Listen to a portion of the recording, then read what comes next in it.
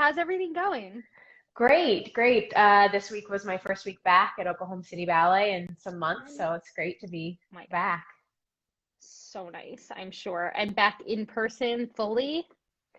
Yes, we are in person. Last year we were dancing, but we're split in pods. This year we're together, at least for now, so that's very exciting. Yeah. Great. Well, my name is Autumn Klein. I am a soloist with the Oklahoma City Ballet, and I also make a lot of content online on TikTok and Instagram. Coolest TikToks. Oh, I thank you. honestly, I'm like over here trying to be all educational, and then I see Yeah. yours, and it's like, oh my God, hers are so cool. You make the Oh, thank coolest, you. Thank you. so artistic. I appreciate that. It's a fun Yeah. outlet. Yes, absolutely. It really lets us kind of have fun without any rules, and like channel our creativity in a different type of For way. sure. Yes. And it Hmm. lets you reach a much bigger audience than you ever would otherwise, which is great. Yeah, absolutely. So, Anna, why don't you tell us about your relationship with dance as you've grown through the years, from your pre-professional days to where you're at now at Oklahoma City Ballet? So I have a little bit of an unconventional ballerina journey. I actually started as a competition jazz kid, and I did that all the way up through high school. I graduated at 16 and was like, well, what am I going to do now? I don't want to go to LA and audition all the time. That sounds horrible to me. So I was like, I'm going to be a ballerina because that's easy, right? So I had this whole life shift. I went to the Houston Ballet Academy. I was there for 3 years. I was in the second company for 2 years. I would dance like 12 hours a day to catch up. It was a huge culture shift for me because, in competition jazz, it's all about tricks and everybody's like yelling at you, yes, queen, all the time. You get into the ballet studio, it's very calm and there's lots of rules. It's very strict. The expectations are totally different. There's definitely a huge culture clash. So from Houston, I finished the second company. I got into Texas Ballet Theater and I danced there for a couple of seasons before realizing I no longer liked myself as a dancer. So I Mm. couldn't go into the studio and dance anymore because I spent so much time hating myself. It became very toxic. So I went to school and I was going to be a chemist. I was double majoring in biochemistry and genetics. And before my last semester, I decided to audition for Oklahoma City Ballet. They offered me a chance to come and take the summer intensive because I hadn't been dancing really for years. I was not my best at that point, but they saw something in me. So after the summer intensive, the artistic director offered me an apprenticeship, and I've been here ever since. Wow. So just to back up a little bit, it sounds like, first of all, the uh, challenge of entering the ballet world at a later age, around 16, 17 years old. What was the biggest challenges at that point?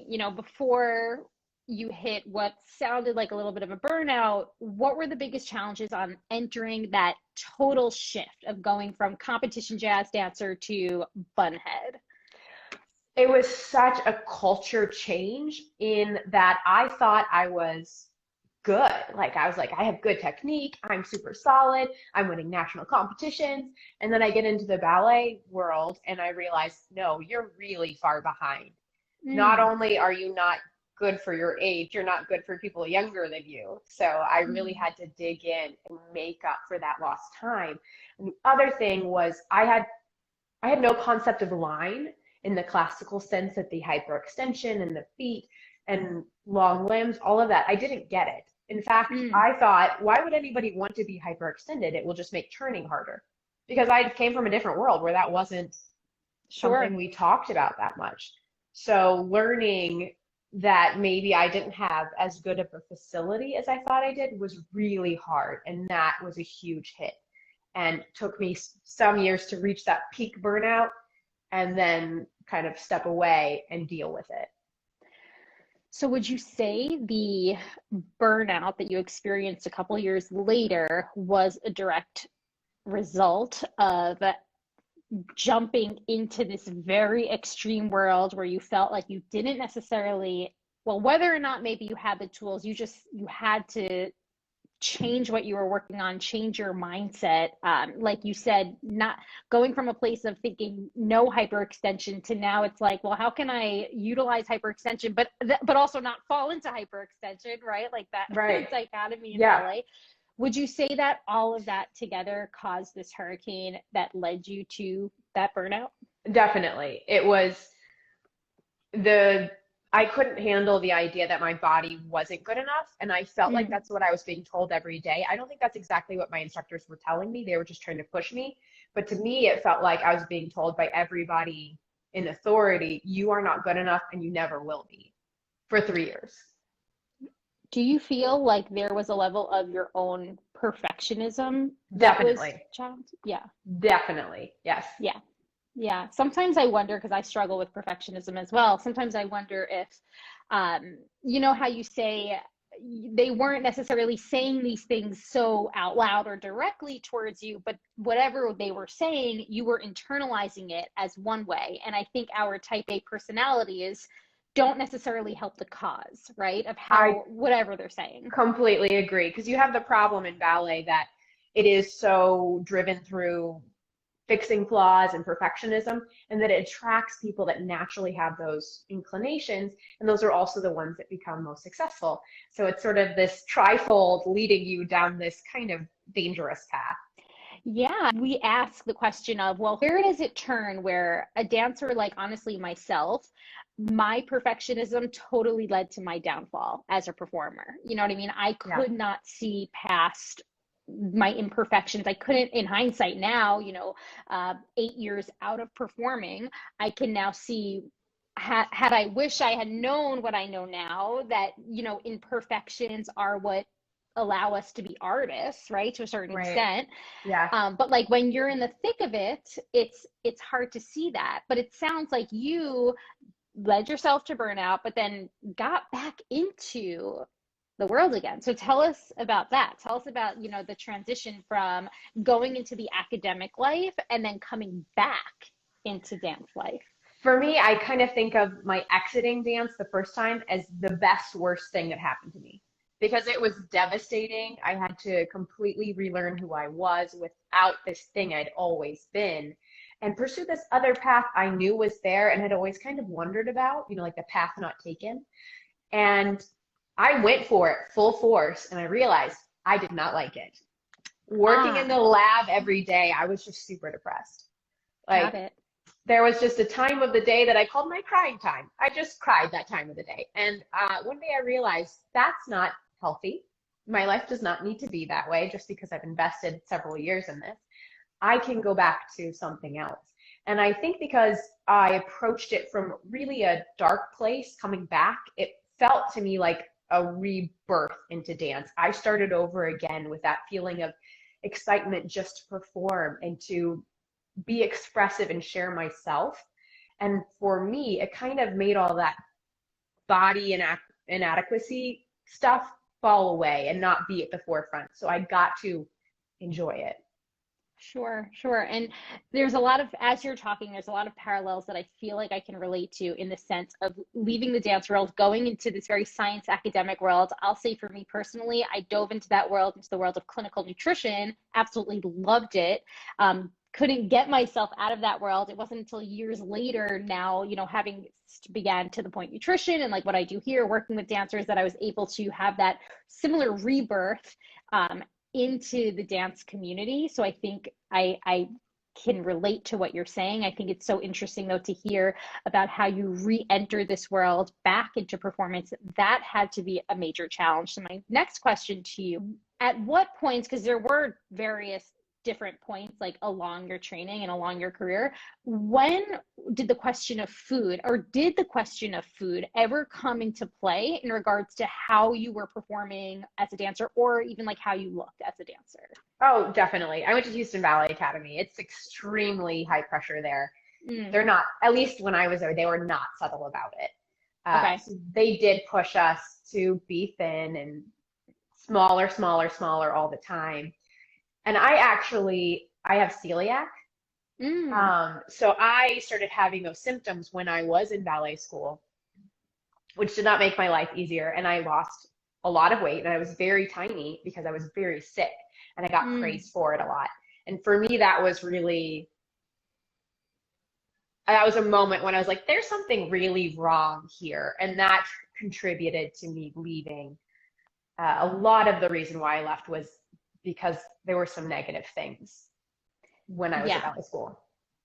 Yeah. Wow. Such a great point right here is that body comments so often, most often, we don't know the reason how a dancer gets to the way they look, right? Like whether that is a weight loss, whether that's a weight gain. In your situation, you were sick with celiac disease. You lost weight because of that. That weight loss being praised for someone who has a propensity towards an eating disorder could easily spark a path of very severe disordered eating, diagnosed eating disorder, or like you said, spark that burnout, that first time that you had to take yourself out of the dance world.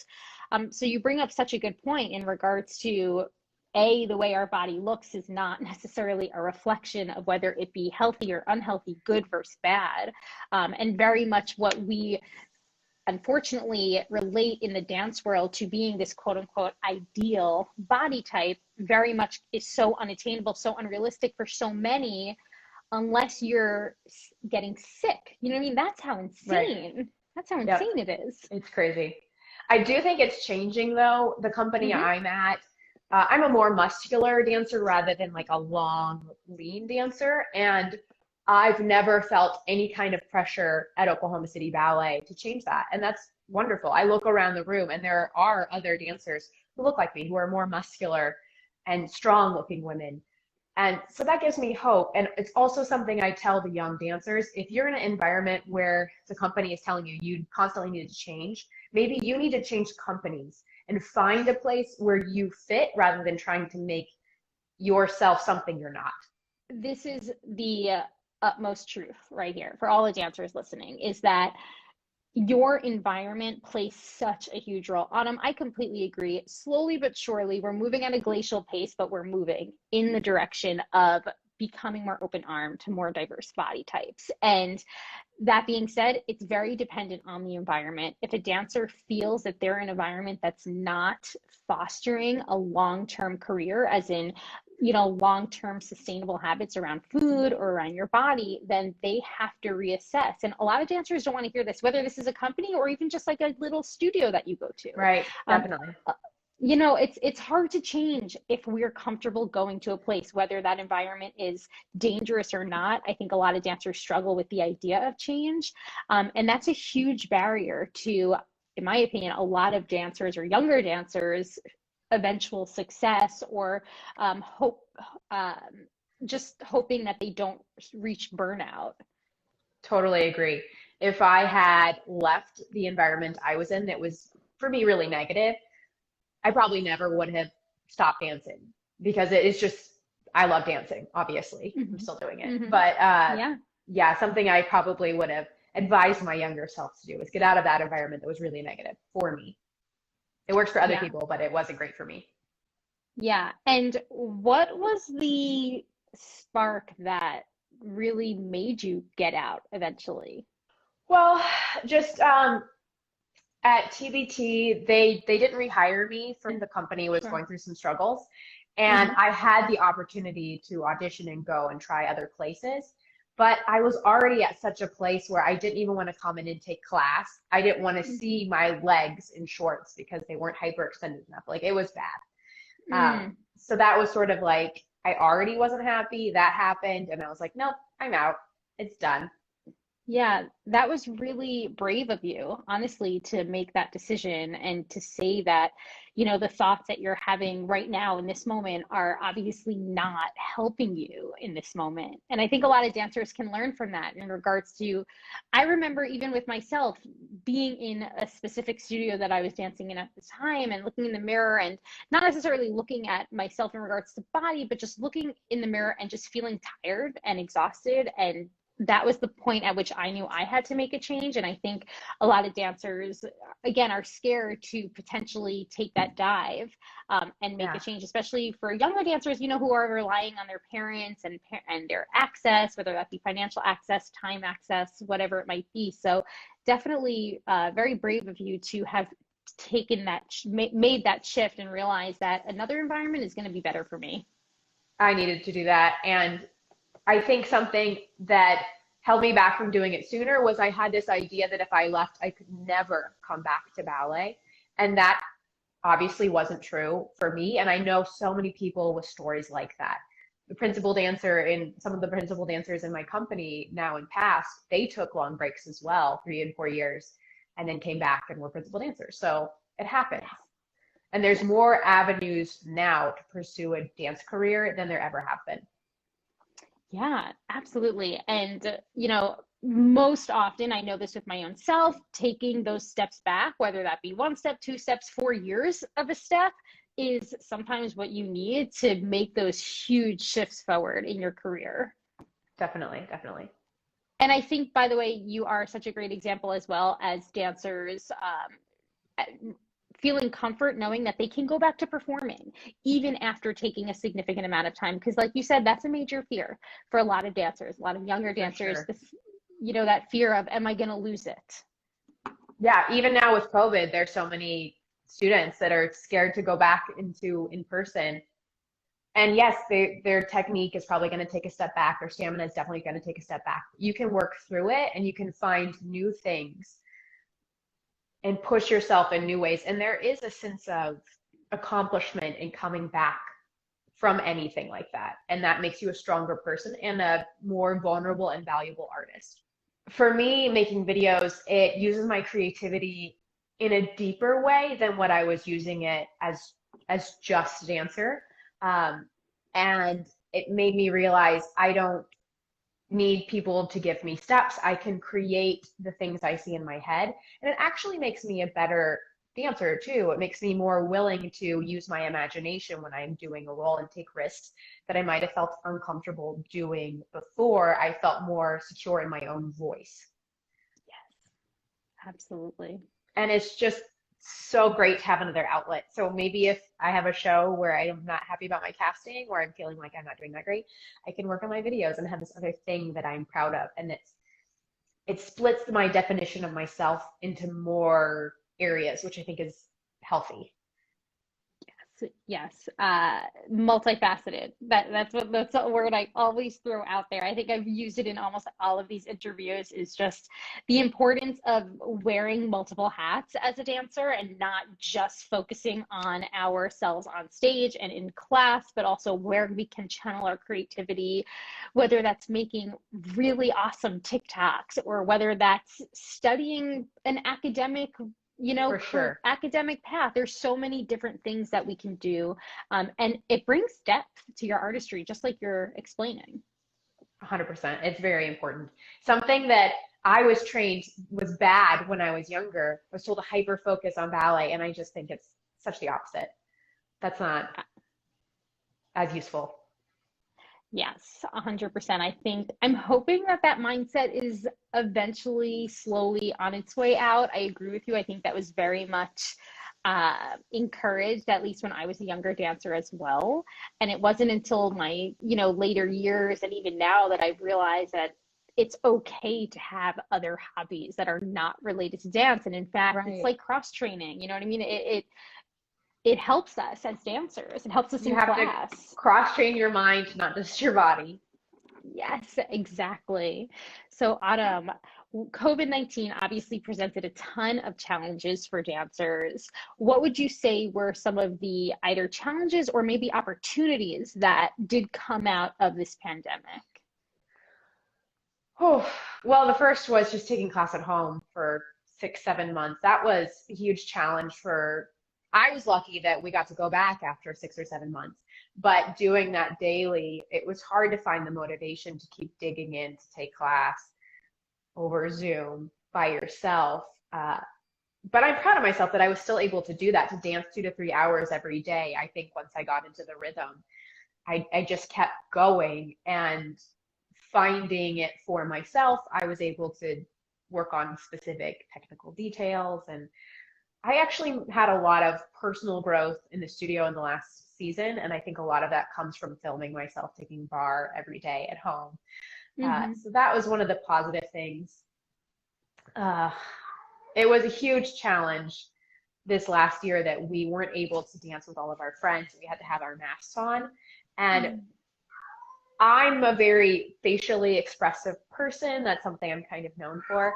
And that was taken away from me. So it pushed me, I think, artistically to be more expressive with my body. And so I think that is actually a positive thing that's happened. Yeah. So any pre-performance rituals that you have that you can tell us about? Yes, I like to go into my zone. And some of my company member friends will make fun of me, but I like to put my headphones in, listen to my music, and just like sit and go through all the emotional moments of my performance. So you'll just see me like sitting on the side, making the faces, looking all these different directions. It's Sure. part of my process. I visualize and I put myself emotionally in it, and then I feel really prepared. And it takes the nerves out for me because I'm focusing on the expression instead of, oh, I have to hit that triple pirouette. Yeah. And then I also love to listen to Queen. I've always loved Mm. to do that since I was a kid. There's a Queen's Greatest Hits album that I listen to as my pump up music in my dressing room, rocking out. That's Yeah. awesome. And by the way, the visualization, oh, it's so helpful. It's so helpful for so many things in life. I think if we utilize this tool of visualization, it actually really helps to create circuits within our body in regards to, like you said, reducing the actual nerves that you can experience on stage because you're actually going through the movements or going through the emotions before even actually performing them. Yeah, I kind of found that for myself a few years ago, and it really helped with the nerves. Yeah. Visualization is key for me. Yeah. So, Autumn, the final question I ask this to everybody on Conversations with the Pros is how would you define what it means to be the healthy dancer? Hmm. I would say the healthy dancer is the person who is dancing for the love of the art form and to share their personal vulnerability and expressiveness. And that is the focus. That's the reason you go to just become a greater artist every day. Love that. I love that. Just, bringing it back to your artistry and your passion and stepping away from this idea of using it as a way to control your body type or control your food choices, because that just drives us away from that passion and that love that we've had for this art form. And if you think about it, this is something I say to other younger dancers. The most impactful performances, at least that I've ever seen, I never came away thinking, oh, that girl had amazing line. Oh, that girl had the best body. It's when there's something about the performance that changes the way you think or feel in that moment and it resonates with you. And that's what's special. That's Hmm. what's special about dance.